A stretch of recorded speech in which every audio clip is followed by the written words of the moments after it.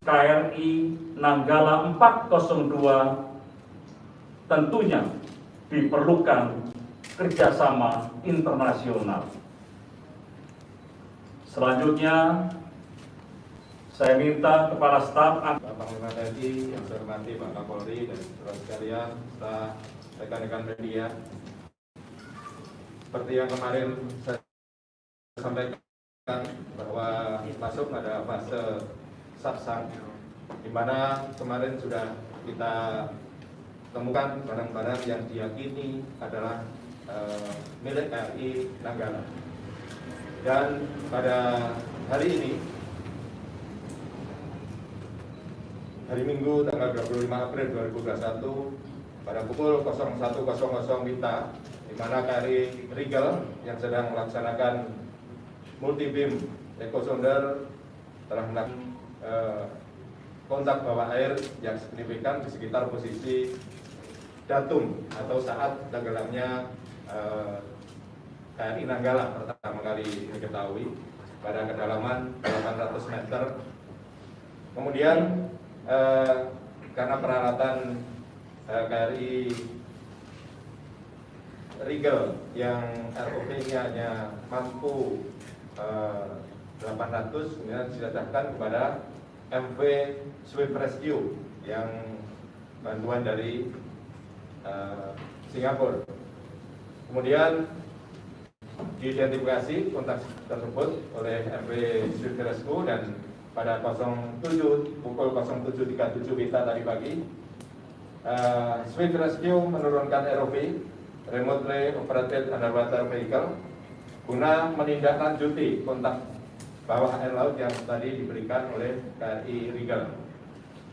Dan pada pukul 09.04 WITA, ROV Singapura mendapatkan kontak visual pada posisi 07.4856 07 derajat 48 menit 56 detik selatan dan 114 derajat 51 menit 20 detik timur, yaitu yang tepatnya dari datum 1 tadi tempat tenggelamnya KRI Nanggala berjarak kurang lebih 1.500 yard di selatan pada kedalaman 838 meter.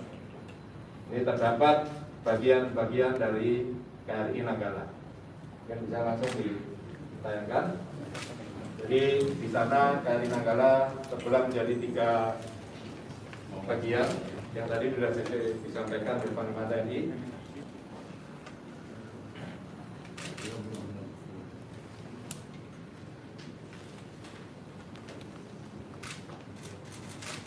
Ini adalah, kalau ini adalah pakaian escape suite MK11 yang tadi ini diambil oleh ROV-nya MV Swift Rescue.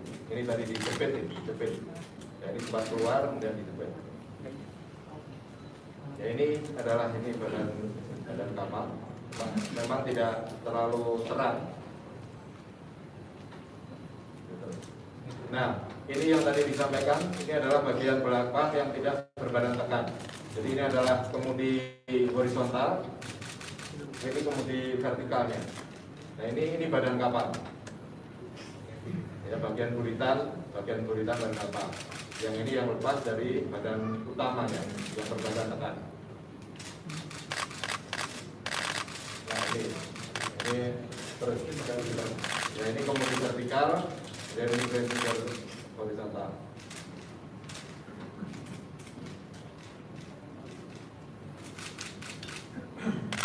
Lanjut terus.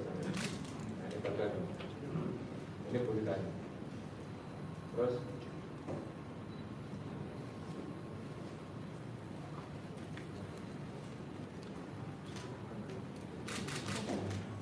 ini bagian haluan yang lepas. Bagian haluan ini lepas. Nah, ini ada gading-gading.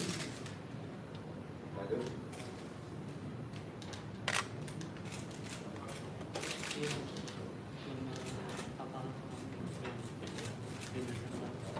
Ini masih yang tadi, yang mau diperhatikan bagian buritan tadi.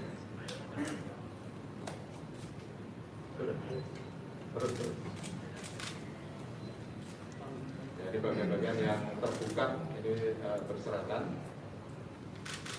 yang tidak terlalu jelas karena mungkin dalamnya laut masih pagi tadi mungkin belum terlalu terang.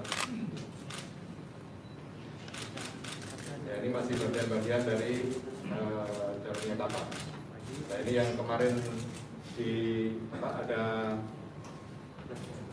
dashboard, biasanya ditutup dengan ini dashboard yang kemarin.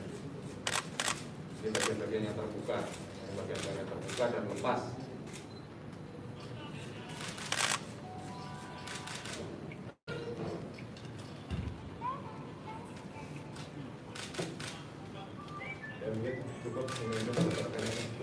Ya mungkin cukup saya jelaskan ini aja biar bayangannya jelas. Ya, jadi kalau di kapal selam ini tadi yang belakang yang ini, bagian belakang ini adalah di luar badan tekan. Kemudian ini juga depan juga demikian di luar badan tekan. Nah ini nih, ya tadi yang kelihatan tadi ini di luar badan tekan ini. Bagian-bagian yang tidak memiliki badan tekan yang lepas. Depan ini juga demikian, dari depan ini tadi lepas.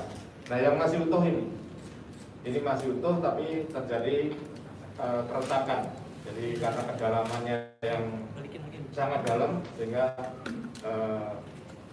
jadi mengecil dan ada sedikit barang-barang yang lepas dari situ seperti cakar dan sebagainya.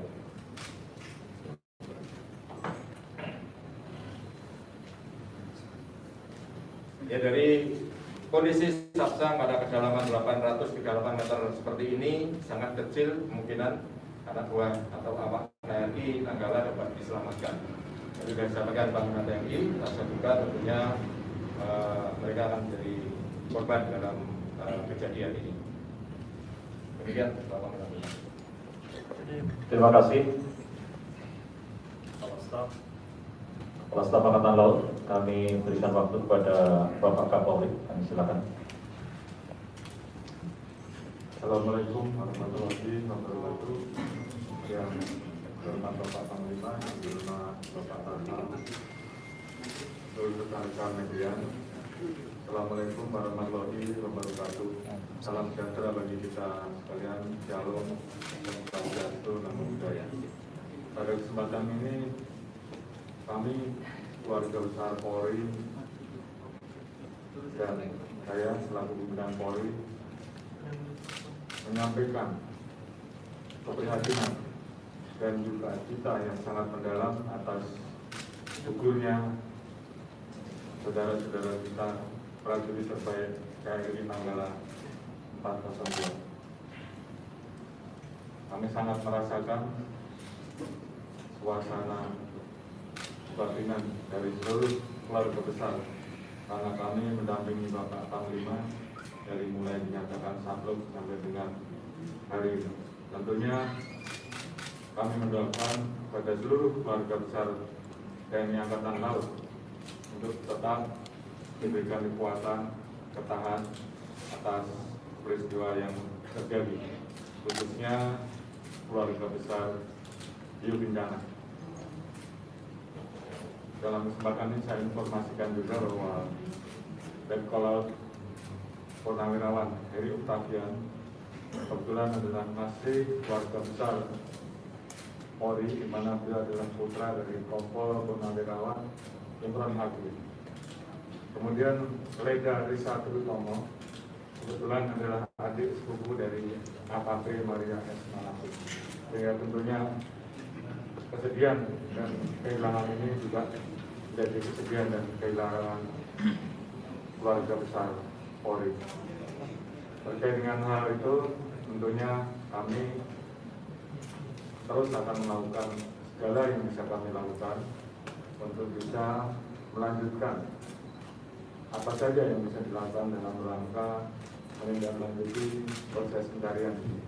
Saat ini kami telah mendirikan 2 posko, yaitu posko SAR di Pantai Dermaga Celuk Bawang, Kabupaten Buleleng, dan posko SAR Polri di Pelabuhan Banyuwangi dengan jumlah 300 personel, di mana di dalamnya terdapat tim DPI 36 personel, kemudian Brimob 30 personel, Polair 25 personel, personel dari Polres, dan juga ada tim trauma Haile. Tentunya kami akan terus berkoordinasi untuk melakukan langkah-langkah dalam rangka menindaklanjuti rangkaian dari kegiatan besar dan juga tentunya hal-hal yang harus dilakukan oleh tim BCI nantinya apabila diperlukan. Demikian, terima kasih sekali lagi. Kami mengucapkan kepada kita yang dalam dan seluruh keluarga besar rekan-rekan Angkatan Laut selalu diberikan kekuatan dan semangat. Demikian, terima kasih. Wassalamualaikum warahmatullahi wabarakatuh.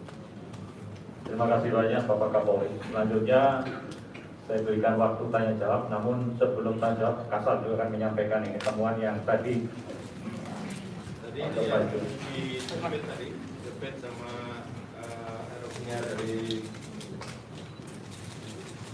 MP Jadi ini adalah baju SG Sulit MK11 yang biasanya ini ditaruh di kotak, tapi ini bisa lepas, berarti ada kedaruratan sehingga diambil dari kotak akan dipakai. Kemungkinan belum sempat pakai, kondisinya sudah darurat sehingga ini bisa lepas. Harusnya ini tersimpan di kotak, dipakai ketika terjadi kedaruratan. Nah, karena ini lepas berarti sempat di situ terjadi kedaruratan, kemudian mungkin sempat pakai atau pas saat pakai buyar yang lepas, jadi bisa lepas dari kotaknya. Ini tadi yang diambil oleh dari Swift Rescue tadi.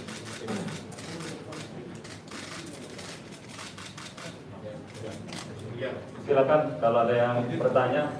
Ya. Ya, segini dulu. Ya, terima kasih Pak Lina. Ya. Saya coba mengupas kami dengan kita sampai apa yang sudah dilakukan dan yang sampaikan upaya maksimal yang sekiranya akan dilakukan oleh TNI, kalau TNI untuk paling tidak bisa membawa kembali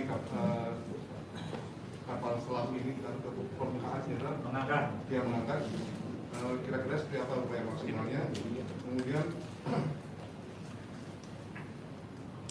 di tentara juga ada kita menggunakan led design. Tadi tidak ada foto apapun yang bisa ditinggalkan. Kira-kira apa tanggapan dari Panglima?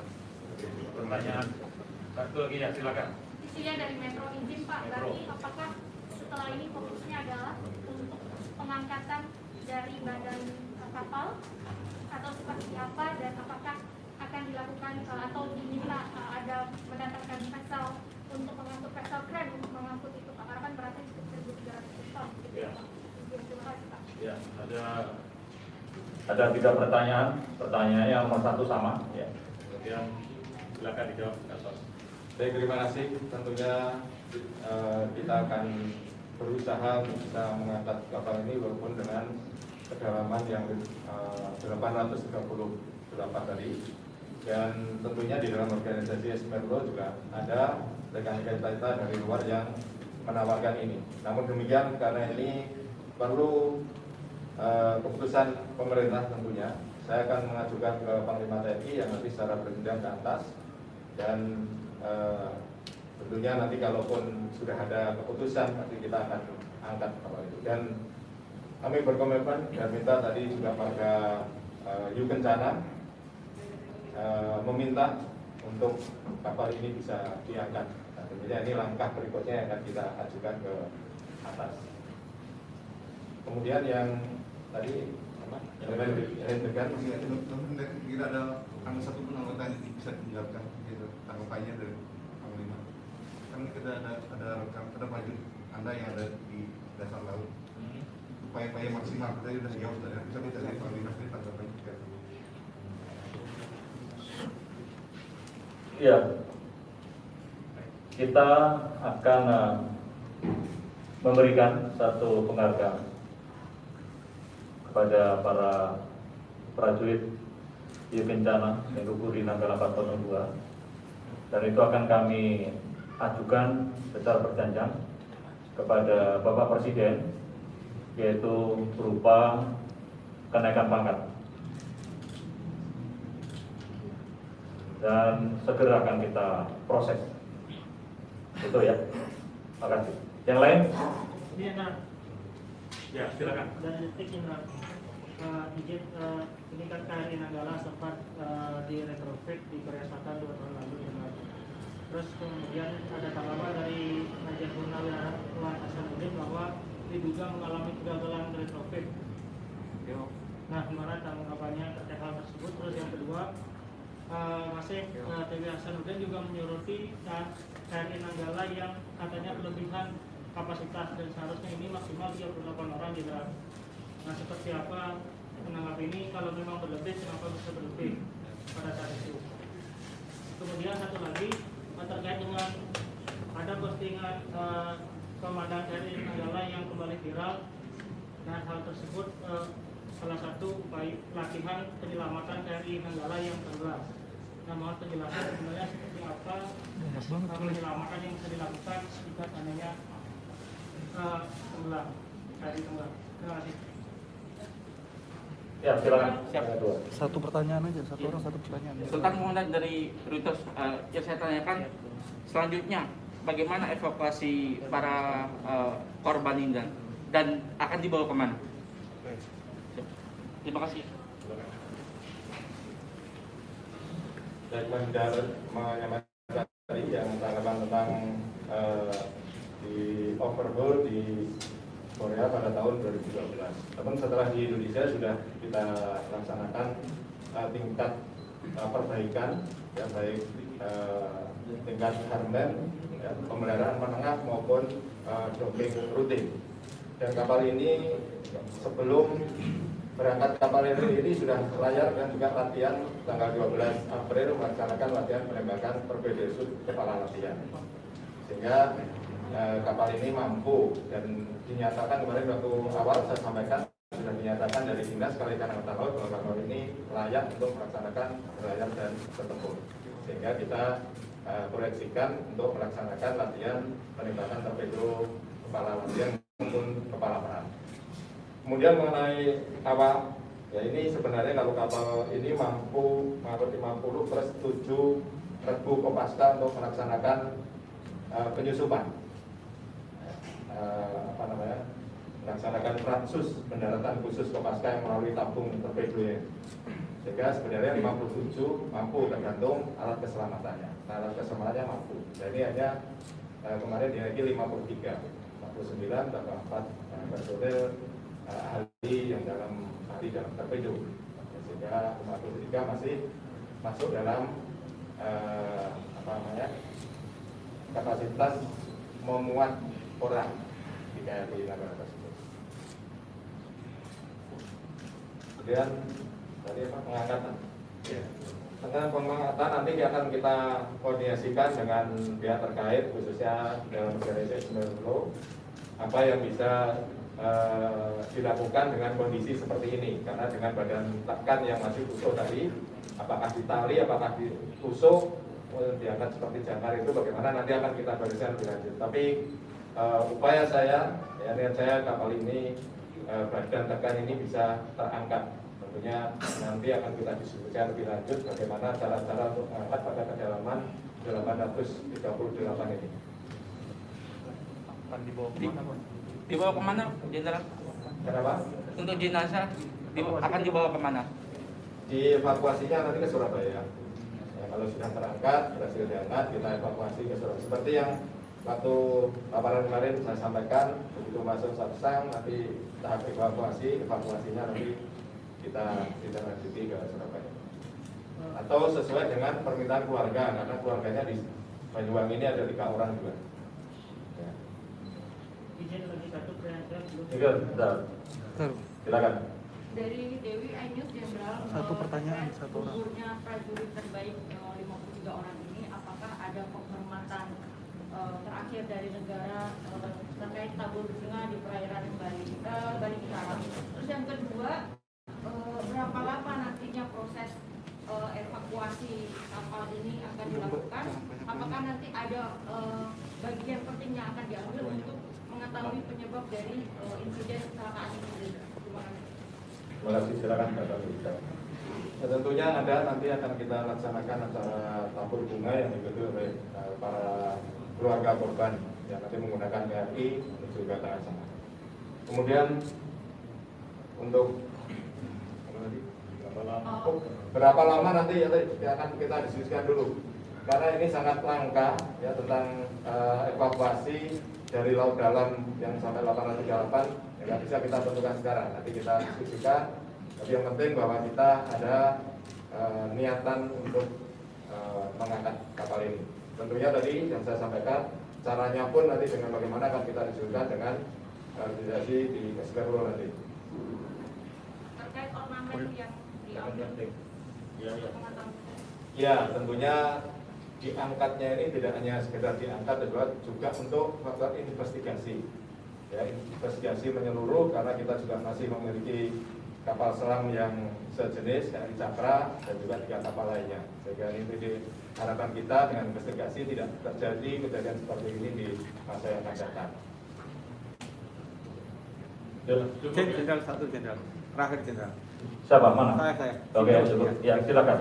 Apakah sejauh ini dari hasil penyelidikan sudah ada diketahui dugaan sementara penyebab KRI Nanggala ini tenggelam? Terus kalau diizinkan satu lagi mau minta komentar Panglima terkait gugurnya Kepala Bin Papua ya yang diduga. Iya Mas, nyambung Mas. Di luar konteks Mas. Mas di luar Kalau konteks. diizinkan. Okay. Di luar konteks sih. Silakan Kata. Sesuai konteks saja Mas.